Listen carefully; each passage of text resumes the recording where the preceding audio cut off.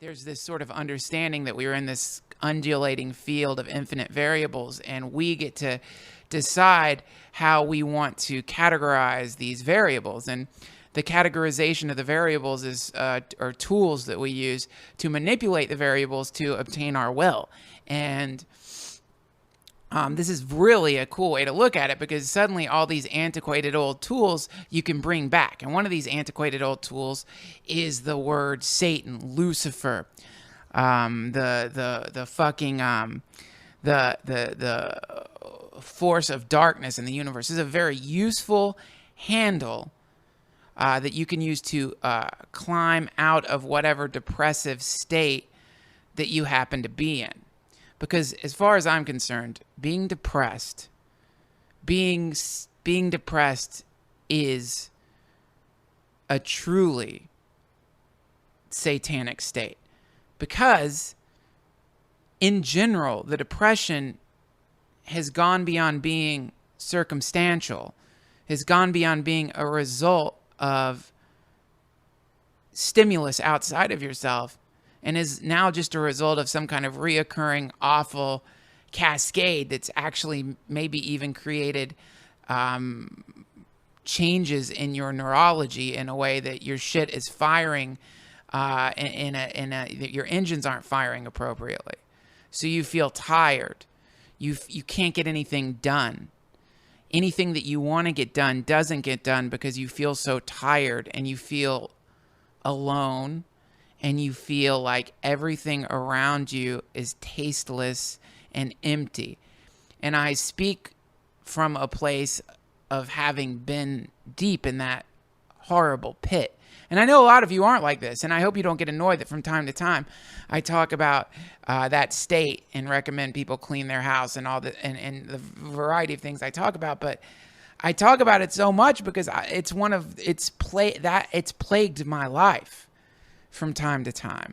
And I think it's such an awful fucking place to get into that I really have a great deal of empathy for people who are existing in that place right now, because I know what it's like to be caught in that web.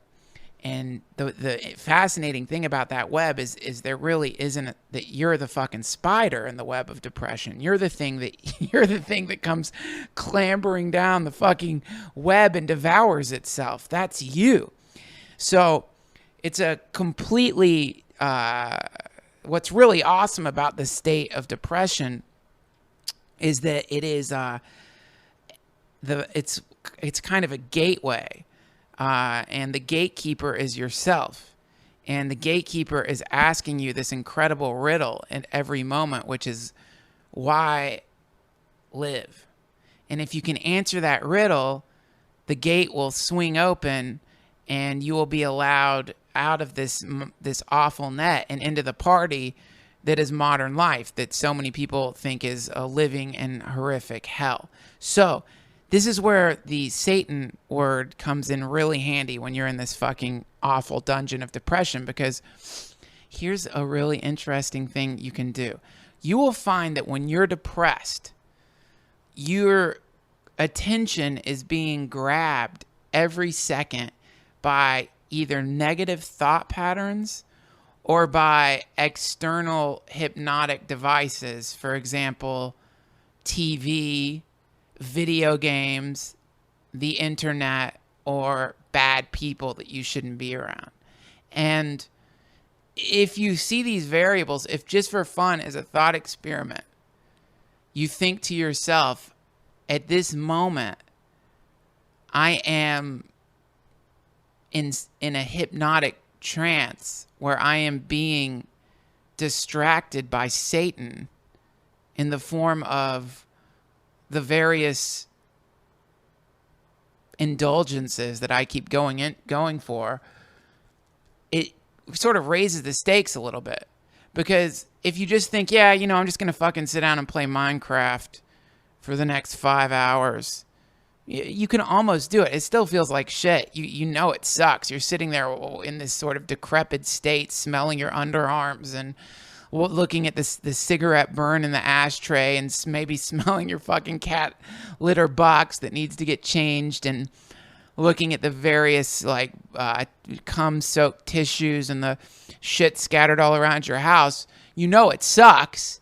But if you think, holy fuck, I am in the intestinal tract of Satan, and these video games and bad people and alcohol and drugs and laziness are the acids that are dissolving my will and have dissolved my will to the point that I can barely move. I'm stuck like one of those mice on those horrific, sadistic gummy traps that they get stuck on. And I'm just in the last moments of my life underneath some dark cabinet waiting for someone to throw me into a garbage can or drown me. Suddenly it might spark this thing inside of you that makes you decide to fight. Because that's what the fucking trick is, man. This is where it gets fun. Is because suddenly you realize that your life, which up until this point might have just seemed like some kind of empty wandering through the synthetic plastic landscape that is modern life, transforms into a kind of Tolkien-esque battle against the Dark Lord Sauron. You can name it whatever you want, by the way. You don't have to call it Satan. I mean, it's kind of an antiquated term. You can call him Frenchie. You can call him Mr. Trips. You can call him Lord Darius if you want to. You get to name the fucking thing. But it's fun to personify the negative entropic distraction mechanisms that have arisen in your life and recognize that you are in a sacred battle with Frenchie. And if you win this battle, this wrestling match, this combat session, this fucking mortal battle against this terrific foe, which can transform into so many delightful things, then you will climb out of it a warrior. You can overcome the depression. You just have to first recognize that you're in a fight for your life. Literally, you're in a fight for your fucking life if you're depressed. Literally, a fight for your fucking life.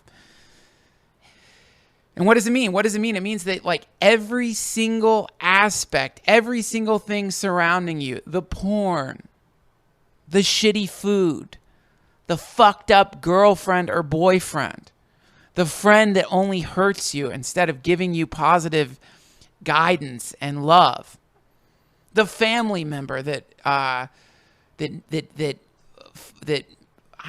could have molested you when you were growing up, the person you're pretending to forgive that you haven't really forgiven.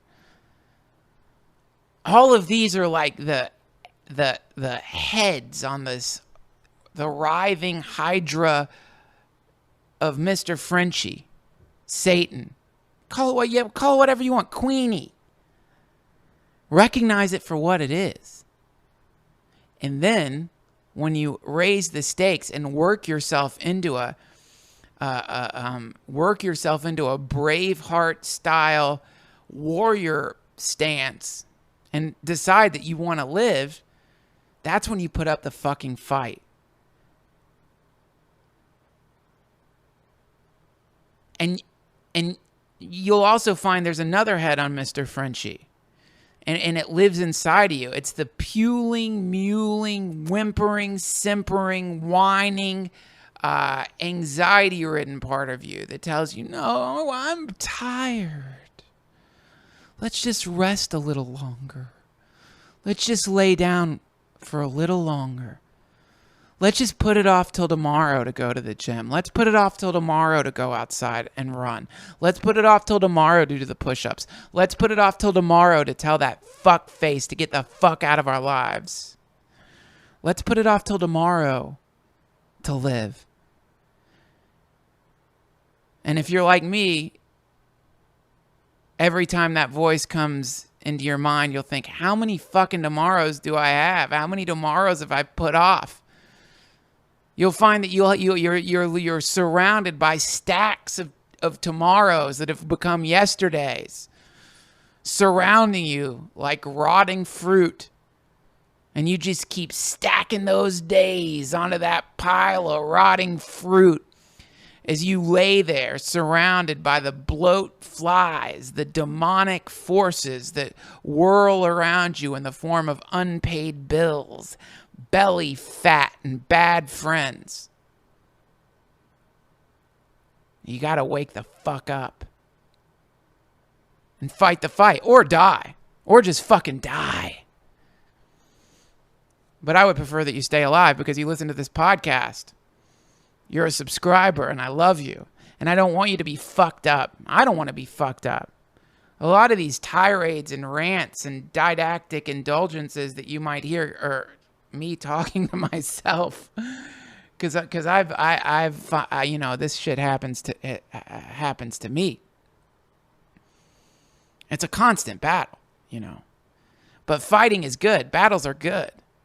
War, a just and sacred war, is a good thing. This is something that our peacenik fuck faces will get in your head, you know. They'll try to teach you that to be a pacifist, which is great. Being a pacifist is fantastic when for the right reasons, you know. Being a pacifist takes a form of raw courage, but don't fool yourself into thinking you're don't trick yourself into thinking that your cowardice is pacifism. There's a big difference. And the fucking war, of course, is not a physical war generally, though sometimes it is. Rarely, hopefully. Physical violence, no, I don't think it works unless you're in the clutches of a fucking murderer who's about to kill you or your family. Then of course you've got to take that son of a bitch out and cut him open, rip his entrails out, and hang the bits of his spine around your Texas house. But it is a fucking war. There's no other way to look at it. It's a bloody, brutal fight if you want to get out of a pit that you happen to be in. And you can easily do it right now before you continue to listen to this fucking podcast. It's really simple. You can just press stop right now. Pull on those old fucking gym shorts. Put on those old stinky fucking sneakers. Some gross fucking shirt. Go outside and run around the fucking block. It's as easy as that. That's the first fucking battle. That's the first fight against Mr. Frenchie. Whatever you want to call Satan. And the reaction you'll have will be an immediate sense of like, let's just wait. Let's put it off. Let's put it off. Let's put it off. Let's put it off. Just do it. Just go do it. Just go fucking do it right now. Take the first step in the battle. That's the most important one.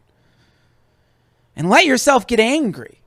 These cock-sucking fuck faces will try to teach you that anger is wrong. Anger is good. Righteous anger is a good form of anger. You need it. This is a war for your fucking life. Your head is being held underwater by the forces of entropy. Only it's worse than water. It's some sick, syrupy, sap-like shit that flows out of the cock of Lucifer. And you're in it like a little fucking bug in amber. Just floating in there. Lost in an entropic world where you can't reach your goals. Because you feel tired all the fucking time. Easy fix. Jog around the fucking block. If you can't jog around the block, do some form of physical exercise. If you can't do a physical exercise, chant a fucking mantra. If you can't chant a fucking mantra, chant it in your head. But you've got to work yourself up into a war pitch to begin the initial movements out of the state of victimhood and into survivor mode. That wonderful place when you gaze around the battlefield and stare at the desiccated corpses that once had such great power over you.